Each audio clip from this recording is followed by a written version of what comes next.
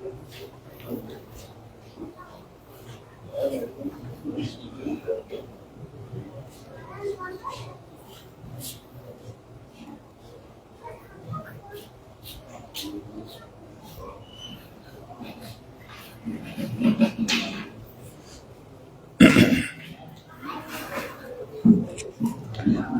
علیکم ورحمۃ اللہ وبرکاتہ۔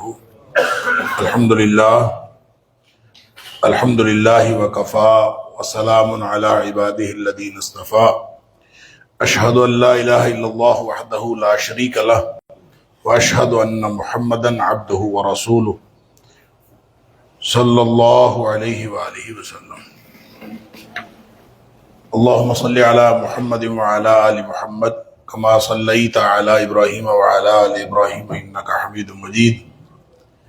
اللہم بارک علی محمد وعلی آل محمد کما بارکت علی ابراہیم وعلی آل ابراہیم انک حمید مجید۔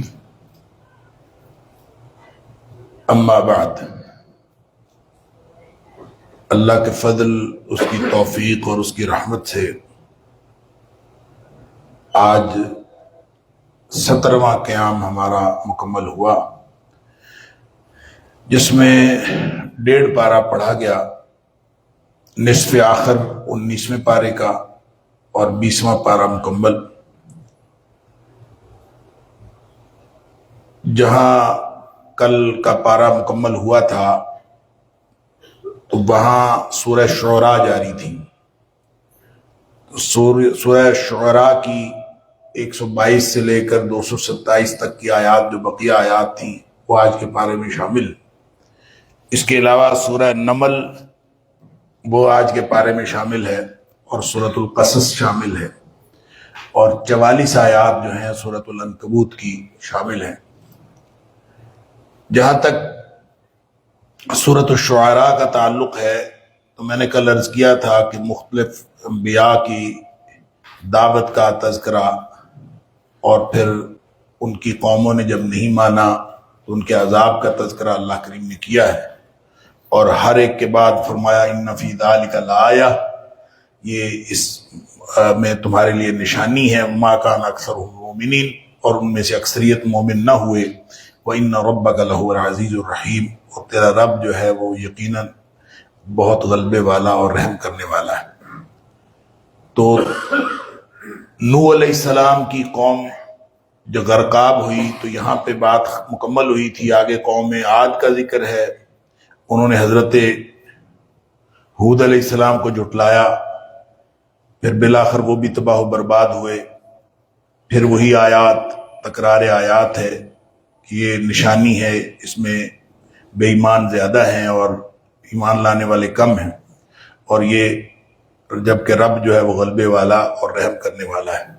پھر آگے قوم سمود کا تذکرہ ہے، انہوں نے حضرت صالح علیہ السلام کی تکذیب کی، بالآخر ان کے اوپر بھی عذاب آیا، فَأَخَذَهُمُ الْعَذَابُ إِنَّ فِي ذَلِكَ لَآیَةً وَمَا كَانَ أَكْثَرُهُم مُؤْمِنِینَ، اس میں بھی نشانی ہے لیکن ان میں سے اکثریت جو ہے مومن نہ ہوئے۔ آگے لوط علیہ السلام کا ذکر ہے، اور ان کی قوم کا جو انجام بد ہے اس کا ذکر۔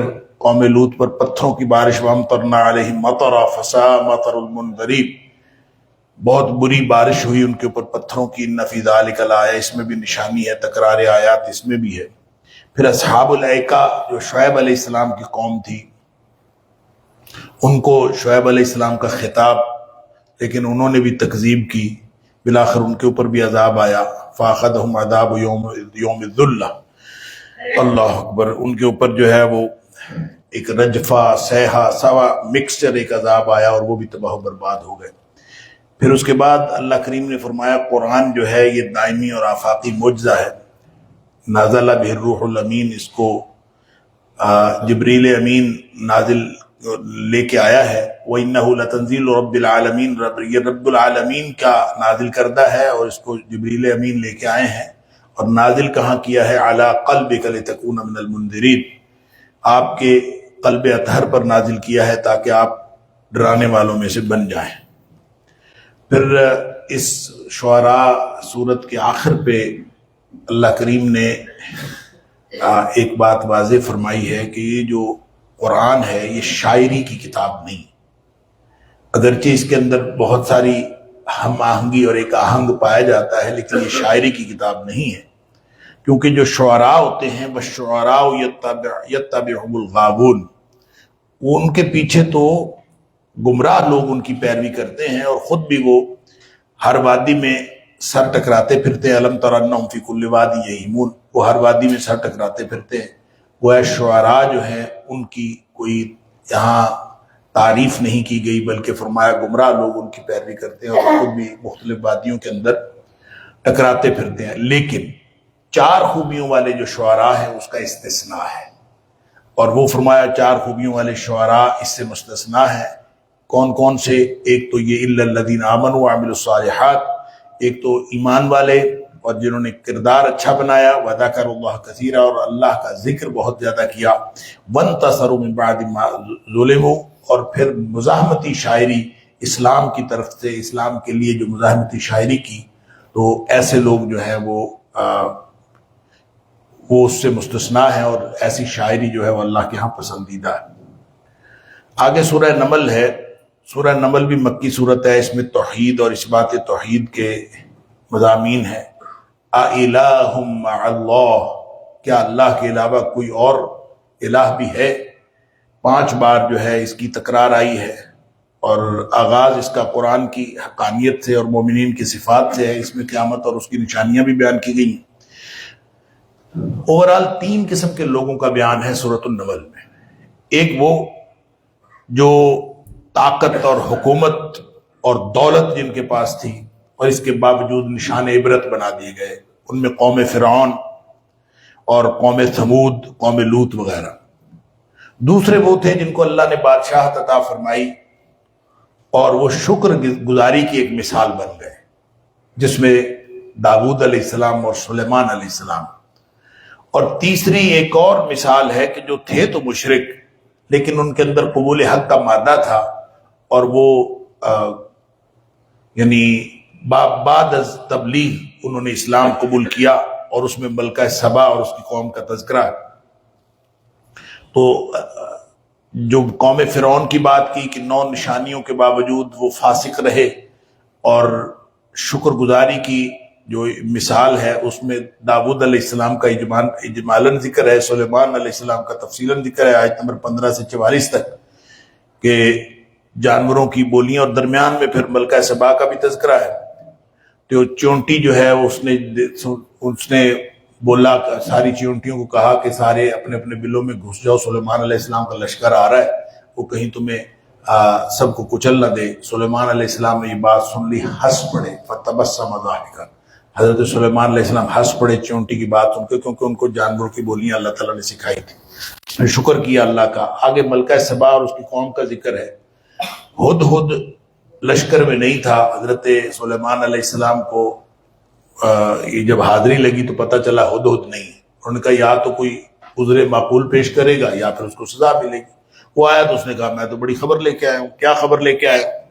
کہ ایک قوم ہے اور وہ سورج کی پوجا کرتی ہے، اور میں اس کو قوم کو دیکھ کے آیا ہوں، اور بڑی اس کے بارے میں پورا انہوں نے تعارف کروایا ملکہ سبا کا۔ تو حضرت سلیمان علیہ السلام کو خط لکھ دیا، اور خط پڑھ کے وہ بڑی حیران ہوئی۔ اس نے کہا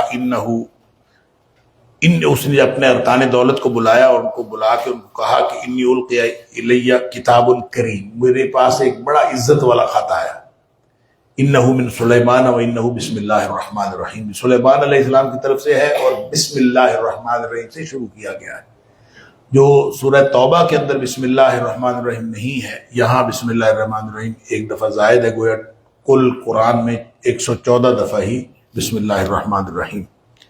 تو ارکان دولت کے ساتھ مشورہ کیا، انہوں نے کہا جی ہمارے پاس قوت بھی ہے، طاقت بھی ہے، اور فنون حرب سے بھی ہم واقف ہیں، ہمیں کیا ضرورت ہے اس کی کسی بات کو۔ انہوں نے کہا تھا کہ اب میرے پاس اللہ تعالی علیہ واتونی مسلمین، میرے فرما بردار ہو کے سارے میرے پاس آ جائیں۔ انہوں نے کہا جی کیا ضرورت ہے ہمیں، ہمارے پاس طاقت بھی ہے، سب کچھ ہے، تو ہم لڑ لیں گے، کوئی بات نہیں۔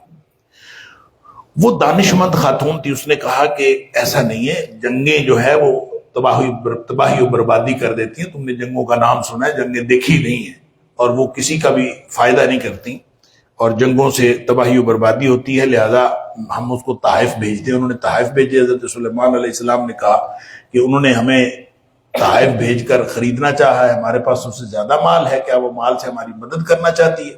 سخت جواب دیا کہ یہاں آ جاؤ نہیں تو ہم تمہارے اوپر چڑھائی کر دیں گے۔ خیر وہ وہاں سے چل پڑی۔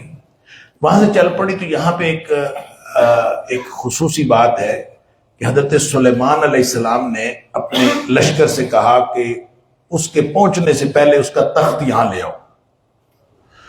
اب جو جن بیٹھا تھا بہت کوئی بڑا طاقتور جن، اس نے کہا کہ میں اس کو لے آتا ہوں، آپ کے اپنی جگہ چھوڑنے سے پہلے جہاں آپ بیٹھتے ہیں دربار میں، آپ کے دربار سے اٹھنے سے پہلے میں اس کو لے آتا ہوں۔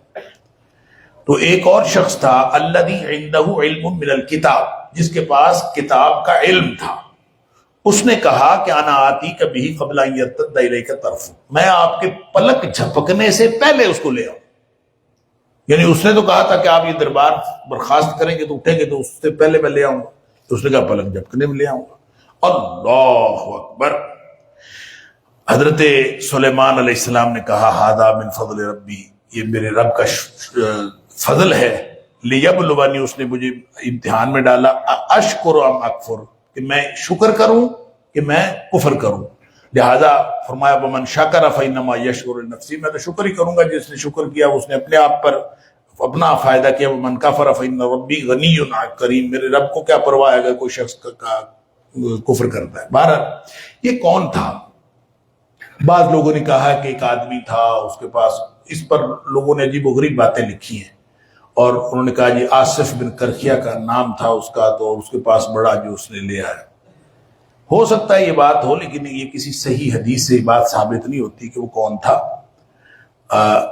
جو مختلف مفسرین نے مختلف باتیں کہی ہیں، اس میں سے جو خلاصہ ہے وہ یہ کہ وہ آصف بن کرخیہ بھی ہو سکتا ہے، بعض نے کہا، لیکن صحیح بات یہ کہ یہ صرف معجزہ تھا، معجزانہ طور پر وہ آیا ہے۔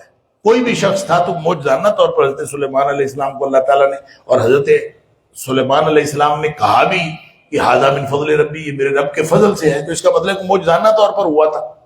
لہذا یا تو وہ فرشتہ بھی ہو سکتا ہے، یہ تو نہیں عنده علم الکتاب، اس کے پاس کتاب کا علم تھا، ہو سکتا ہے وہ فرشتہ ہو، انسان نہ ہو، وہ پلک جھپکتے میں لے آئے۔ اور ہو سکتا ہے کہ وہ صاحب علم آدمی حضرت سلیمان علیہ السلام خود ہو، کہ انہوں نے کہا کہ تو کہتا نہیں فرید، جو جن نے کہا تھا نا میں تمہارے اٹھنے سے پہلے لے آؤں گا، تو پھر جس کے پاس علم تھا کتاب کا تو اس نے کہا میں تو ابھی لے آؤں گا، اور شکر بھی حضرت سلیمان علیہ السلام نے کیا۔ تو سلیمان علیہ السلام خود بھی ہو سکتا ہے یا کوئی اور۔ بہرحال جس کے بارے میں نبی پاک صلی اللہ علیہ وسلم نے ہمیں کوئی بات حتمی طور پر نہیں بتائی، اس کے بارے میں کوئی بات حتمی نہیں کہنی چاہیے۔ بہرحال وہ آگے انہوں نے تخت کو وہاں رکھ دیا۔ وہ جب آئی خاتون تو تخت کو پہچان نہیں سکی۔ انہوں نے پوچھا کہ یہ تمہارا تخت ایسا ہے؟ اس نے دیکھا اسی طرح کا ہے، کہتی اسی طرح کانہ ہوا، اسی طرح کا ہے، اس کو سمجھ نہیں آئی۔ اور پھر جب حضرت سلیمان علیہ السلام کے پاس جتنے شاندار ان کا فرش بنا ہوا تھا، وہ شیشے کا فرش تھا، نیچے پانی تھا، تو وہ سمجھ نہیں سکی، اور اس نے اپنے جو ہے پنڈلیوں سے وہ اٹھا لیا ان کے، تاکہ کپڑا جو ہے وہ گیلا نہ ہو، حالانکہ وہ تو شیشہ تھا۔ تو اس سارے معاملات جو کرنے کا مطلب یہ تھا اس کے اوپر روک پڑے کہ تم طاقتور ہو، تمہارے پاس مال ہے، تمہارے پاس ہر چیز ہے، تو دیکھو ہماری طاقت دیکھو، اور ہمارے پاس دیکھو مال اسباب کتنا ہے۔ اور وہ سب دیکھ کر وہ واقعی مروب ہو گئی۔ تو بہرحال وہ مسلمان ہو گئی۔ اس کے بعد اس کے ساتھ کیا ہوا اس کے بارے میں کچھ نہیں پتا، کسی کی کوئی بھی ایسی تفسیری روایت نہیں ہے کہ ہم کہیں کہ اس کے بعد کیا ہوا۔ بعض لوگ کہتے ہیں کہ حضرت سلیمان علیہ السلام نے اس سے شادی کر لی تھی، فلاں ہو گیا تھا، ایسی کوئی بھی بات جو ہے حتمی طور پر نہیں۔ آگے پھر قوم سمود کا ذکر ہے، آیت نمبر 45 سے 53 تک قوم سمود کی تباہی کا ذکر، پھر قوم لوط کا ذکر، پھر ان کی تباہی کا ذکر، اور پھر اللہ تعالیٰ نے یہ جہاں 20واں پارہ شروع ہوتا ہے، سورہ نمل ہی جاری ہے، اس میں اللہ تعالیٰ نے فرمایا خالق بھی وہ، مالک بھی وہ، رازق بھی وہ، مدبر وہ، مصیبتیں دور کرنے والا وہ، بحر و بر کے اندھیروں میں راستہ دکھانے والا وہ، عالم الغیب وہ، کیا اس کے علاوہ کوئی اور الہ ہے؟ اِلٰہٌ مع اللہ، کیا اللہ کے علاوہ اللہ کے ساتھ کوئی اور الہ بھی ہے؟ یہ بار بار 5 دفعہ اللہ کے، آگے پھر قیامت کے دلائل ہیں، اور فرمایا کہ لوگ جو ہے جلدی میں چاہتے ہیں کہ عذاب جلدی آئے، بعض الذی تستعجلون، لوگ جلدی میں چاہتے ہیں کہ عذاب جلدی آئے، تو اللہ تعالیٰ نے فرمایا کہ لوگوں کو شکر کرنا چاہیے کہ عذاب جلدی نہیں آ رہا اور ان کو مہلت مل رہی ہے۔ بہرحال آگے پھر فرمایا کہ تمہارا رب اپنے حکم سے فیصلہ فرمائے گا اور تمہارے کہنے سے نہیں ہوتا، فیصلہ اللہ تعالیٰ اپنی مرضی سے کرتا ہے۔ آگے پھر فرمایا انک لا تسمع الموتى ولا تسمع الصم الدعاء اذا ولوا مدبرین، مردے نہیں سنتے، یہ ایک نص قطعی ہے قرآن میں، انک لا تسمع الموتى، آپ مردوں کو نہیں سنا سکتے۔ اب یہ نبی اکرم صلی اللہ علیہ وآلہ وسلم نے دو مقامات پر فرمایا کہ مردے سنتے ہیں۔ ایک تو نبی پاک صلی اللہ علیہ وسلم فرمایا جب مردے کو تدفین کر کے آپ لوگ واپس مڑتے ہیں تو مردہ جو ہے وہ قدموں کی آہٹ سنتا ہے، تو اس کا مطلب مردہ سنتا ہے۔ اسی طرح نبی پاک صلی اللہ علیہ وسلم نے جو بدر کے مقتولین تھے کفار، ان کو جب ایک کنویں میں ڈالا گیا تو نبی کریم صلی اللہ علیہ وسلم نے ان سے خطاب فرمایا۔ جب آپ ان سے خطاب فرما رہے تھے تو کسی صحابی نے پوچھا اللہ کے رسول صلی اللہ علیہ وسلم یہ تو مرے پڑے ہیں، تو آپ نے فرمایا کہ یہ تم سے زیادہ سن رہے ہیں، تو اس کا مطلب ہے مردے سنتے ہیں۔ تو اس سے ان دونوں روایات سے لوگوں نے کہا کہ یہ مردے تو سنتے ہیں، قرآن نے جو کہا انک لا تسمع الموتى پھر یہ ٹھیک نہیں ہے، اس کا مطلب ہے مردے سنتے ہیں۔ صحیح بات یہ ہے کہ نص قطعی یہ ہے کہ انک لا تسمع الموتى، آپ مردوں کو نہیں سنوا سکتے سوائے اس کے کہ کوئی استثناء آ جائے نص۔ لہذا جب نبی پاک صلی اللہ علیہ وسلم نے فرمایا کہ بدر کے مقتولین سن رہے ہیں تو وہ سن رہے ہیں، جب نبی پاک صلی اللہ علیہ وسلم نے فرمایا کہ مردہ قدموں کی آہٹ سنتا ہے تو وہ سنتا ہے۔ اس کے علاوہ مطلقاً حکم یہی ہوگا کہ انک لا تسمع الموتى، کہ مردے جو ہے وہ نہیں سنتے، واللہ اعلم۔ پھر فرمایا ہر امت کے اندر الگ الگ گروہ ہوں گے، ممن یکذب بآیاتنا فہم یوزعون، سارے گروہ الگ الگ قیامت والے دن کیے جائیں، جیسے شرابیوں کا گروہ الگ، زانیوں کا ٹولہ الگ، سارے الگ الگ کیے جائیں گے، پھر ان کو عذاب کیا جائے گا۔ پھر فرمایا یوم ینفخ فی الصور ففزع من فی السماوات ومن فی الارض، سور پھونکا جائے گا قیامت والے دن، قیامت کا منظر نامہ ہے۔ 4 نفخے ہوں گے، پہلا نفخہ گھبراہٹ میں مبتلا کر دے گا، دوسرے نفخے موت آ جائے گی، تیسرے نفخے یعنی پھونک ماری جائے گی سور میں، اور تیسرے نفخے پر دوبارہ جی اٹھیں گے، اور چوتھے پہ حشر میں اکٹھے ہو جائیں گے۔ فرمایا پہاڑ اس دن بادل بن جائیں گے، اللہ اکبر، اڑ جائیں گے۔ صنع اللہ الذی اتقن کل شیء، یہ اللہ تعالیٰ کی کاریگری ہے جس نے ہر چیز کو درست بنایا ہے۔ پھر فرمایا کہ نیکی جو ہے، کسی بھی شخص نے کوئی بھی نیکی کی ہوگی تو وہ نیکی کی وجہ سے اس کو کوئی خوف نہیں ہوگا اور وہ حالت امن میں ہوں گے۔ وَهُمْ مِنْ فَزَعٍ يَوْمَئِذٍ آمِنُونَ۔ پھر آگے نبی پاک صلی اللہ علیہ وسلم کو فرمایا کہ آپ کہہ دیجیے وَأُمِرْتُ أَنْ أَكُونَ مِنَ الْمُسْلِمِينَ، میرا کام تو ہے تمہیں ہدایت دے دینا اور تمہیں تمہارے پاس پیغام پہنچا دینا، تم مانو یا نہ مانو یہ تمہارا مسئلہ ہے، اور ہدایت دینا اللہ کا کام ہے۔ آگے سورۃ القصص ہے۔ سورۃ القصص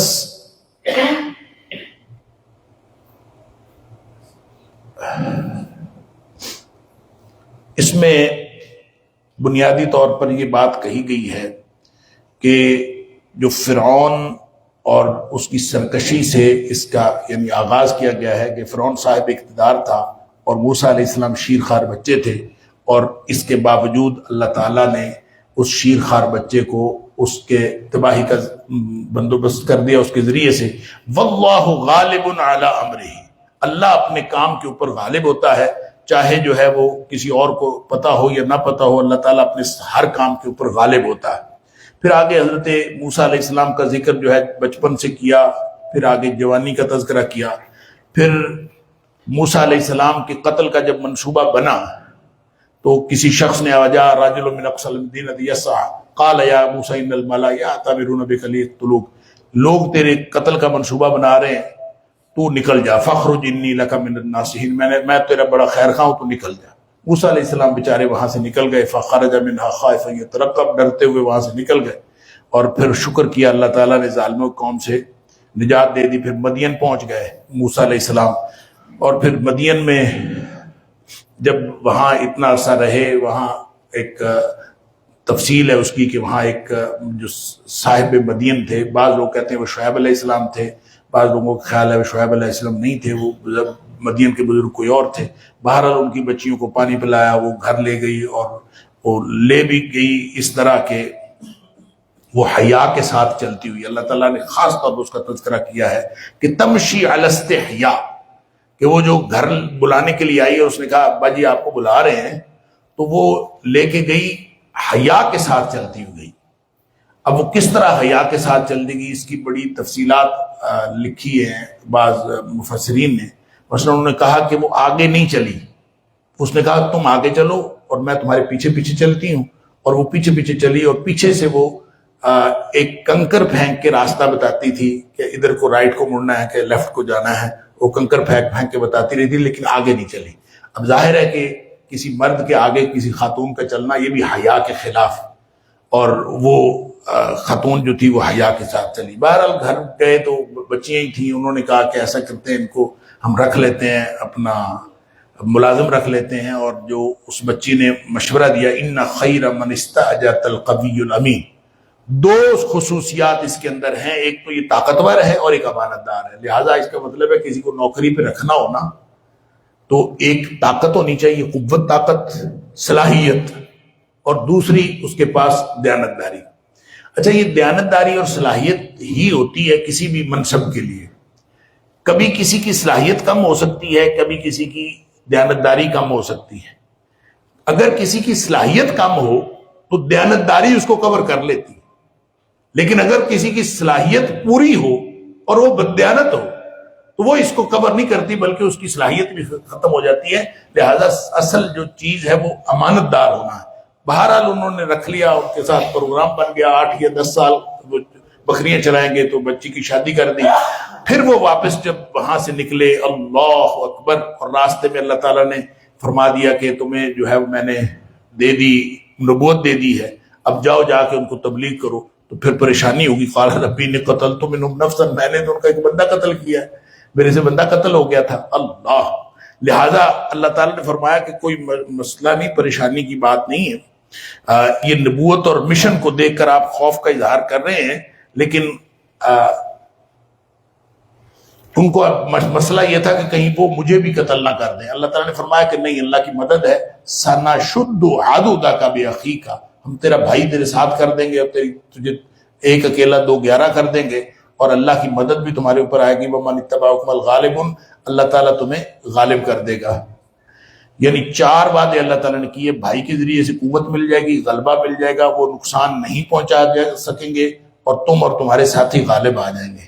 لہذا پھر قصر فرعون سے قصر نبوت تک اللہ تعالیٰ نے جب پہنچا دیا تو پھر فرعون کو دعوت دی. فرعون نے آگے سے جو ہے وہ حضرت موسیٰ علیہ السلام کے خلاف وہ گفتگو کرنی شروع کر دی. باہر حضرت موسیٰ علیہ السلام نے دلائل دیے، اس نے کہا کون ہے رب العالمین کا تعارف کروایا. بالآخر اس نے نہیں مانا اور غرقاب ہو گیا. آگے اللہ کریم نے رسالت محمدی کا اس بات آیت نمبر 44 سے 46 تک فرمایا ہے کہ وما كنت بجانب الغربی اذ قضینا الی موسیٰ الامر وما كنت من الشاہدین.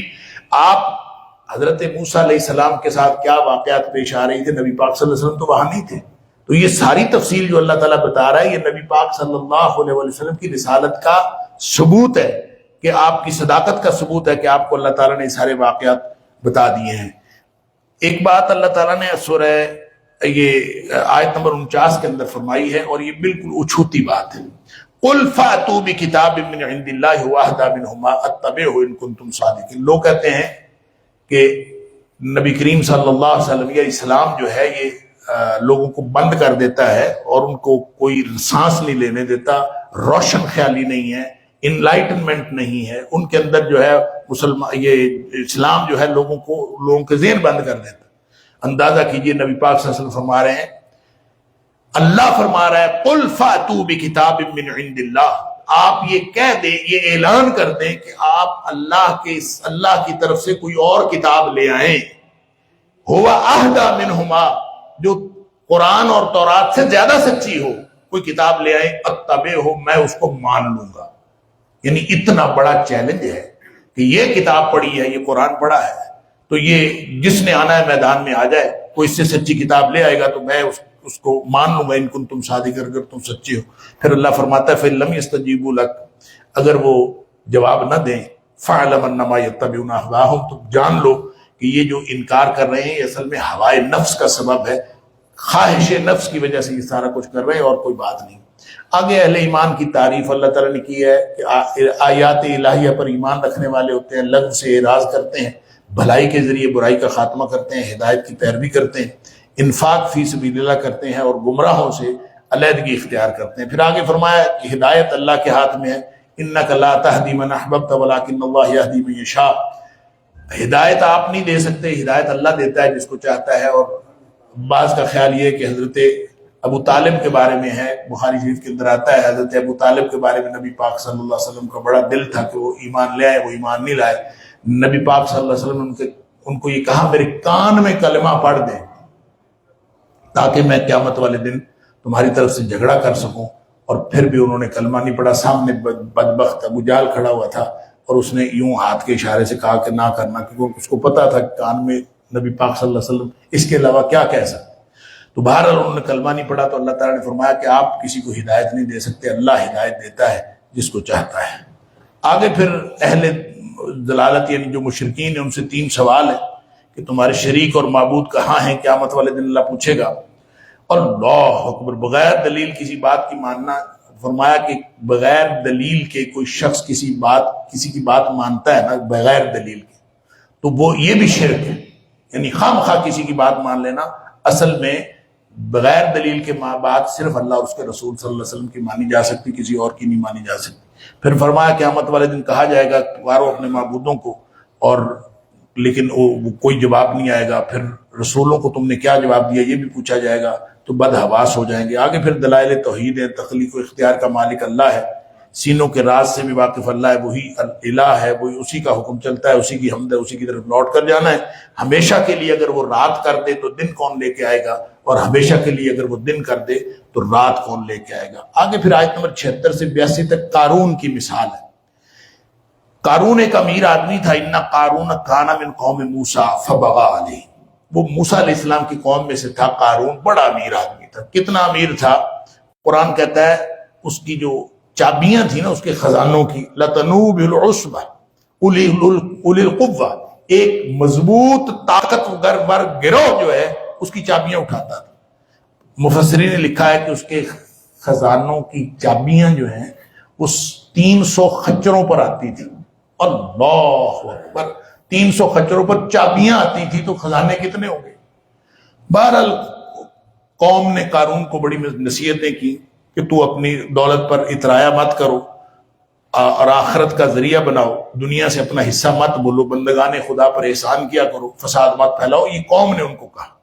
اس نے کہا انما اوتیت علی علم عندی، میں نے اپنے علم پر یہ مال کمایا ہے، اپنے ہنر سے کمایا ہے، تم کون ہوتے ہو مجھے نصیحتیں کرنے والے؟ بہرحال وہ پھر پورے ٹھاٹ سے نکلا اور لوگوں کو بڑا فخرج علی قومہ فی زینتہ، اپنے پوری ٹھاٹ کے ساتھ نکلا اور قوم کو بڑی رشک آیا کہ جناب یہ کیا بات ہے، یہ نکلا۔ پھر نکلا تو اللہ تعالیٰ فرماتا ہے وہ اپنی مال و دولت سمیت زمین میں دھسا دیا گیا۔ اور وہ لوگ جو کل رشک کر رہے تھے نا کہ یہ اس کے پاس بڑی دولت ہے، آج وہ خوش ہو رہے تھے اور خوش ہو رہے تھے کہ شکر ہے ہم نا اس کے ساتھ نہیں تھے، یا ہمیں اللہ تعالیٰ نے وہ دولت نہیں دی تھی۔ بہرحال آگے اللہ تعالیٰ نے فرمایا کہ جو متکبرین اور فسادی جو ہیں وہ جنت میں نہیں جا سکیں گے، جنت میں صرف متقین جائیں گے۔ آگے ایک نبی پاک صلی اللہ علیہ وسلم کو فتح مکہ کی خوشخبری دی ہے، یعنی حالانکہ مکی صورت ہے، ان الذی فرض علیک القرآن لرادک الی معاد، تیرا رب جس نے قرآن تیرے اوپر بھیجا ہے، لرادک الی معاد، لوٹنے کی جگہ پر تجھے واپس لائے گا، یعنی جہاں سے آپ جا رہے ہیں آپ کو واپس لائے گا۔ گویا ہجرت کے موقع پر حضرت نبی اکرم صلی اللہ علیہ وسلم کو یہ واپس مکہ فتح کرنے کی خوشخبری دے دی گئی تھی۔ آگے پھر نبی پاک صلی اللہ علیہ وسلم کو ایک بات بتائی ہے کہ پیشگی آپ کو نبوت کا کوئی علم نہیں تھا۔ وما كنت ترجو ان يلقى اليك الكتاب، نبی پاک صلی اللہ علیہ وسلم کو یہ نہیں تھا پتا کہ مجھے کوئی کتاب ملے گی، یہ اللہ کا الا رحمۃ من ربک، اللہ کی رحمت ہوئی کہ اللہ تعالیٰ نے ان کو یہ کتاب عطا فرما دی۔ تو فرمایا ولا تکونن من وادع الى ربک ولا تکونن من المشرکین۔ دیکھیں جو دعوت ہوتی ہے نا، ہر شخص دعوت دیتا ہے اور ہر شخص داعی ہے، فرق یہ ہے کہ دعوت یا دعوت الی اللہ ہوتی ہے یا دعوت الی غیر اللہ ہوتی ہے۔ مسلمان مومن وہ ہوتا ہے جس کو دیکھ کر اللہ راضی ہو جائے، اللہ یاد آ جائے، اور جس کو دیکھ کر اللہ یاد آ جائے اور جس کو دیکھ کر نہیں ملے، یہ ہے مومن کی دعوت اور مومن کا کردار۔ وگرنہ جو جس شخص کو دیکھ کر اللہ یاد نہیں آتا اور جس کی دعوت اللہ کی طرف نہیں ہوتی، وہ پھر غیر اللہ کی طرف دعوت دیتا ہے، اور اس کو فرمایا کہ بدعو الی ربک، اللہ کی طرف، اپنے رب کی طرف بلایا کرو، ولا تکونن من المشرکین، مشرکین میں سے نہ ہو جاؤ۔ آگے سورہ عنکبوت ہے۔ سورہ عنکبوت کا مرکزی مضمون ہے آزمائش ایمان۔ احسب الناس ان یترکوا ان یقولوا آمنا وهم لا یفتنون، لوگوں نے یہ خیال کر لیا ہے کہ وہ کہیں گے ہم مومن ہیں، پھر ان کی آزمائش نہیں کی جائے گی، یہ کیسے ہو سکتا ہے؟ آزمائش تو ہوگی۔ اللہ اکبر۔ اور فتح مکہ کی خوشخبری کے بعد فتح امتحان اور آزمائش کے بعد ملتی ہے، یہ پوری تفصیل اس صورت کے اندر بتائی ہے۔ کہتے ہیں کہ سعد بن ابی وقاص رضی اللہ تعالیٰ عنہ کی جو والدہ تھی، انہوں نے حضرت سعد کے مسلمان ہونے پر بھوک ہڑتال کر، اور اس نے کہا کہ میں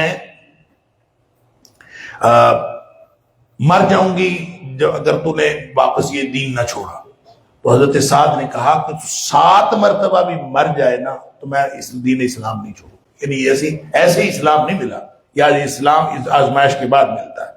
پھر فرمایا کہ آزمائش میں جو فیل پاس ہوتے ہیں ان کا پھر انجام بھی مختلف ہوتا ہے، جو فیل ہوتے ہیں ان کا انجام اور ہے، جو پاس ہوتے ہیں ان کا انجام اور ہوتا ہے۔ ابتلا اور آزمائش کے حوالے سے پھر 5 واقعات ہیں۔ نوح علیہ السلام کا واقعہ ہے، ابراہیم علیہ السلام کا واقعہ ہے، اور یہی بتایا ہے کہ ان کو بھی آزمائش ہوئی۔ پھر لوط علیہ السلام کا واقعہ ہے کہ ان کو بھی آزمائش۔ لوط علیہ السلام کے قوم کا یہاں کلچر جو بتایا کہ بڑی بے حیائی تھی، پرلے درجے کی بے حیائی تھی، رہزنی بھی کرتے تھے، رقص و سرود کی محفلیں تھیں، ناچ گانے کی، اور پھر بے حیائی کے ساتھ ساتھ وہ پھر جو دوسری بے حیائی تھی کہ وہ مردوں کے ساتھ شہوت کے لیے آتے تھے، یہ ساری بے حیائی لوط علیہ السلام کی قوم کا کلچر تھا۔ پھر ان کے اوپر عذاب آیا، اور عذاب آیا تو تباہ و برباد ہو گئے۔ پھر آگے شعیب علیہ السلام کی قوم کا ذکر ہے، اور وہ بھی تباہ و برباد ہو گئے۔ عاد، سمود، فرعون کا اجمالاً ذکر کیا، تو پھر شہادت دی ہے تاریخ کی۔ فَكُلًّا أَخَذْنَا بِذَنبِهِ، اللہ فرماتا ہے جتنے بھی تباہ و برباد ہوئے ہیں نا، اپنے گناہوں اور کرتوتوں کی وجہ سے تباہ و برباد ہوئے ہیں۔ فَمِنْهُمْ مَنْ أَرْسَلْنَا عَلَيْهِ حَاسِبًا، کتنے جن کے اوپر پتھروں کی بارش ہوئی۔ وَمِنْهُمْ مَنْ أَخَذَتْهُ الصَّيْحَةُ، کتنے جن کو چنگھاڑ پڑی اور تباہ و برباد ہو گئے۔ وَمِنْهُمْ مَنْ خَسَفْنَا بِهِ الْأَرْضَ، کتنے ہیں جن کو ہم نے زمین میں دھسا دیا۔ وَمِنْهُمْ مَنْ أَغْرَقْنَا، کتنے ہیں جن کو ہم نے پانی میں غرق کر دیا۔ وَمَا كَانَ اللَّهُ لِيَظْلِمَهُمْ وَلَكِنْ كَانُوا أَنفُسَهُمْ يَظْلِمُونَ، اللہ نے ان کے اوپر ظلم نہیں کیا بلکہ وہ اپنی جانوں پر خود ظلم کرنے والے تھے۔ آگے پھر اللہ کریم نے عنکبوت کہتے ہیں مکڑی کو، تو بیت العنکبوت مکڑی کے جالے کی مثال دی ہے کہ جو لوگ مثل الذین اتخذوا من دون اللہ اولیاء، جو اللہ کو چھوڑ کر غیر اللہ کو معبود بناتے ہیں، مخلوق میں سے معبود بناتے ہیں، کمثل العنکبوت اتخذت بیتا، وہ ایسے ہی ہے جیسے مکڑی نے جالا بنایا ہو۔ ان کے گھروں کی، ان کے عقیدے کی، ان کے کردار کی، ان کی حیثیت ایسے ہے جیسے مکڑی نے جالا بنایا ہو۔ مکڑی کا جالا کیا ہوتا ہے؟ ادھر سے ہوا آئی تو ادھر اڑ گیا، اور ادھر سے ہوا آئی ادھر اڑ گیا۔ وَإِنَّ أَوْهَنَ الْبُيُوتِ لَبَيْتُ الْعَنكَبُوتِ، دنیا کائنات میں سب سے زیادہ جو کمزور گھر ہوتا ہے وہ مکڑی کا جالا ہوتا ہے۔ اور گویا دنیا میں جتنی شرک کی سلطنتیں ہیں اور شرک کی جتنی طاقتیں اور حکومتیں آپ کو نظر آتی ہیں، ان سب کی حیثیت اللہ کے نزدیک بیت العنکبوت سے زیادہ نہیں ہے، ایک مکڑی کے جالے سے زیادہ نہیں۔ لو کانوا یعلمون، لوگوں کو اگر اس بات کا پتہ چل جائے۔ پھر فرمایا مثالیں اللہ تعالیٰ جو دیتا ہے، مثالیں تمہارے سمجھنے کے لیے دیتا ہے۔ یہ مثالیں ایسے نہیں ہوتی کہ مثال برائے مثال ہے، مثال تمہارے سمجھانے کے لیے۔ اللہ تعالیٰ ہمیں سمجھنے کی توفیق دے۔ وآخر دعوانا الحمدللہ رب العالمین۔